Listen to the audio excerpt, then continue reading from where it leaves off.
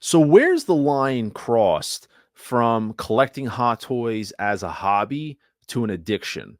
That's what this video is about. Hey everyone, Mr. Mom Collectibles. I am back with another video. And as I said, today I want to talk about the potential addiction to collecting hot toys or just hot toys in general. I mean, this is a great hobby. It's an escape for all of us just from everything that's going on. If you have bills, family, work, collecting in general is a great escape. Checks off so many boxes for some people in terms of being therapeutic, meeting other collectors, discussing this hobby. But the question is, when does this start to become addictive for some people? And that's what this video is going to be about. Ways or traits that you might see that could be addictive behavior when it comes to collecting hot toys. So the first one is going to be payment plans more than your bills. So like if you're collecting figures and you're living and dying on, let's say, payment plans from Sideshow or Affirm or other, paying fours with PayPal, whatever that may be. Okay. I would say the majority of collectors use payment plans in general more than just buying figures outright. It's easy, convenient, and it is what it is. I think the first sign of there being an issue is when your payment plans are actually more than your bills. Now, let me break this down real fast. Obviously, not every collector has a mortgage. Not everyone has a bunch of bills or kids and things like that. If you're in that boat and your hot toy bill payments per month are still more, you got a problem. But if you're someone that, you live alone or you have a minimal amount of bills and things like that, I still think you should manage somehow to make sure the ratio is never hot toys over bills. Keep it, below, just because it's not worth it at the end of the day. And it's important to put that money away and save it. And so it also avoids burning out because you're spending just too much. And like I said, it's just fiscally responsible. So the first one I think is payment plans. Like I said, more than your bills. Trying to think which storage unit is best for me. Think how much hot toy boxes fit. And it's just, I'm trying to think of what storage unit makes sense for all my toys. Wait a minute. Yeah, that's the next thing that I think that the next cue that you might be just a tad addicted is when you're paying for a storage unit for your hot toys. Now, I want to be clear. If you have a situation, a life situation, you're moving or something happens where it is a temporary 2 month, 3 month, 4 month thing, that is fine. But if you are pretty much permanently paying a storage unit for hot toys, you have a problem, in my opinion. I've seen collectors buy storage units and pay hundreds of dollars per month just to store brown shipping boxes. And I'm sorry, I can't fathom that. I can't fathom spending money per month on storage for empty boxes. I even know collectors who are paying for a temperature controlled storage unit that actually has hot toys in them because their living space doesn't allow for their collection to expand. So, but they don't want to stop buying. Okay, there's kind of that breaking point that hasn't happened yet. Living space basically says, "Hey, we're tapped out here," but your collecting habits don't, and you continue to buy figures and you put them in a storage unit. You have a problem. So I see the new Kid Fisto dropped, which this looks interesting. He would go really well with Mace Windu. So this could really make for an awesome display. How much is this? $61 a month. NRD of $27. $27. What time is it? Well, it's dinner time. $27. Do I pay the $27 or I order dinner? Believe it or not, there's collectors that actually have to ask themselves that. Do you pay the NRD for a figure or do you buy food? I know it sounds crazy, but there's people out there that have to wait. Like that is a legitimate question that they have to ask themselves. If you get to that point where you are sacrificing everyday goods or needs for an NRD on a figure, you have a problem.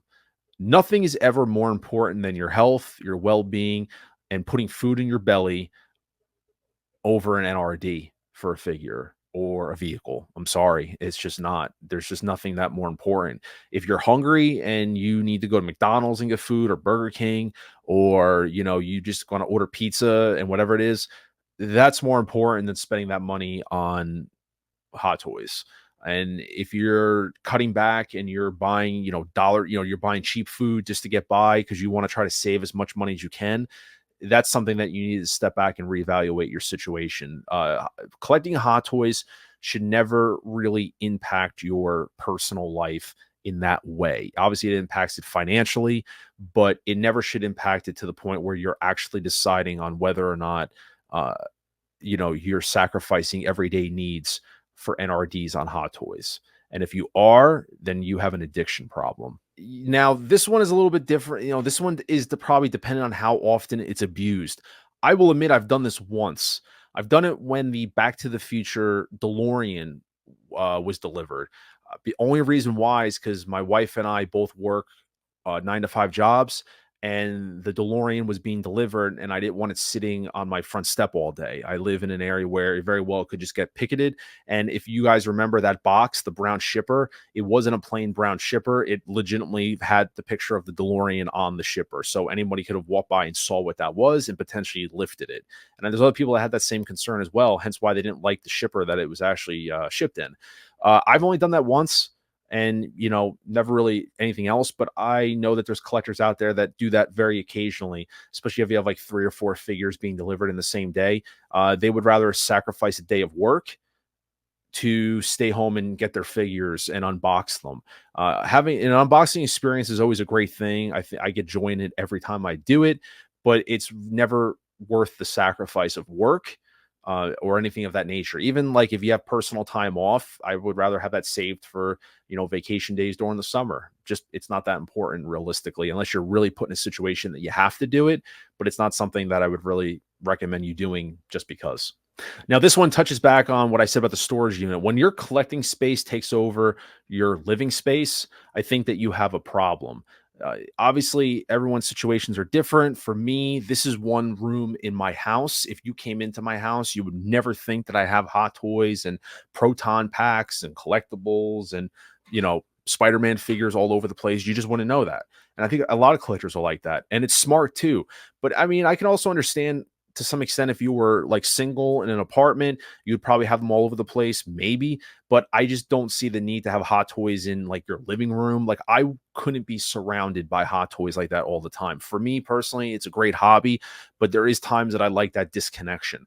When I turn this video off from making this video, I'm going to go downstairs and watch the Yankee game. That's my disconnection. I love this hobby, but this hobby is not my life 24/7. And even if I, wasn't married and I was by myself, I still would have a room isolated, like an office space for my hobby. And I think that's smart too, because it also controls, your spending and your space. I always say that Hot Toys is trying to test your space and your finances. And it is important to keep yourself in check, so to speak.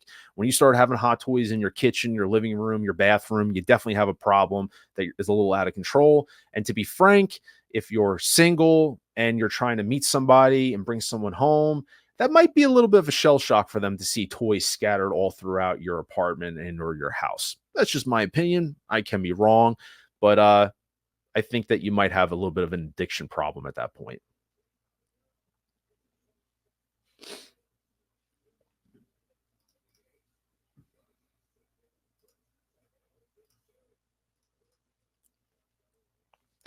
You ever have that feeling when you're just bored and some people will watch YouTube videos, some people just browse TV, watch what's on TV.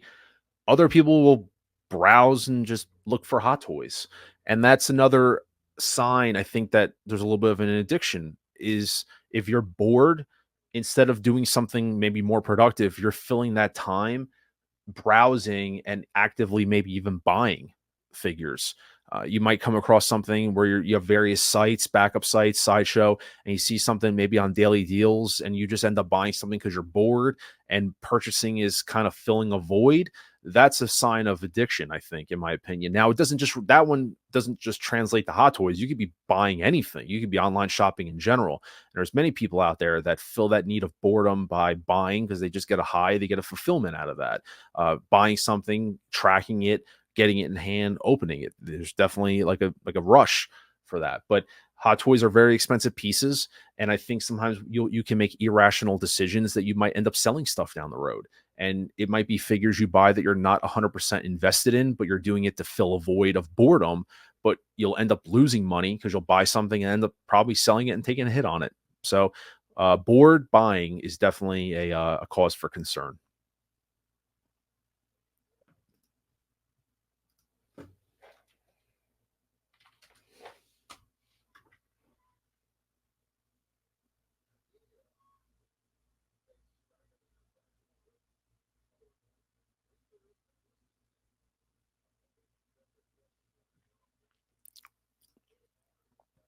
And the final one I think is a good point of kind of disconnection, but also balance.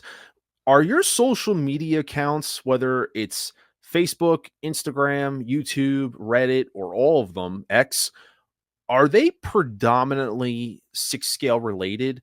I challenge you to go on your accounts and kind of browse and take a look and get a sense of overall the percentage of the accounts that are six scale.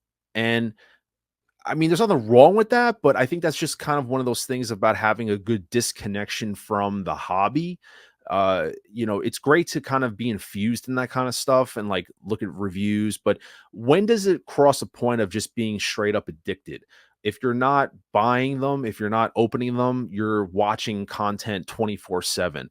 As I said, I think it's all about balance, and there's nothing wrong with that. I watch reviews, I watch videos and content all the time, but there's definitely a point where if you look at my YouTube channel, there's like a fair mix of just it's mostly sports. Yeah, there's, kids stuff.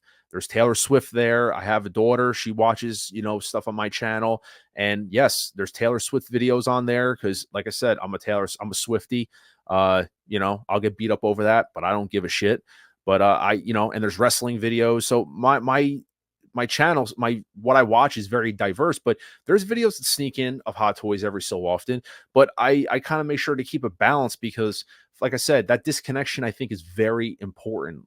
You can get really sucked into the hobby in more ways than just buying. It could even just be, like I said, from a social media aspect where all you're doing is just watching content over and over again. And personally, I think too much of something is just not a good thing. And so to have that kind of disconnection from the hobby sometimes and realize there's other stuff out there is a very important thing to have. But if the percentage of your social media accounts is very high and they're all Hot Toys or six scale related, I personally think that might just be more fueling the addiction side of things. You just can't get enough of it one way or another. Let me know in the comments below what your thoughts are. This very well might be a part one of an ongoing series. I had over about 20 different things to talk about, and I only showcased a handful. I could have went on and on, but I wanted to keep the video relatively somewhat short. So this very well might just be like a part one, but drop a like on this video. Please consider subscribing to the channel if this is in fact your first time. And more importantly, like always, I want to engage with you guys. Drop a comment below and let me know what traits you think lead to more of an addictive behavior of either collecting or watching Hot Toys or just anything engulfed in the hobby. But until then, this is Mr. Mom Collectibles saying take care, and I will see you guys in the next video.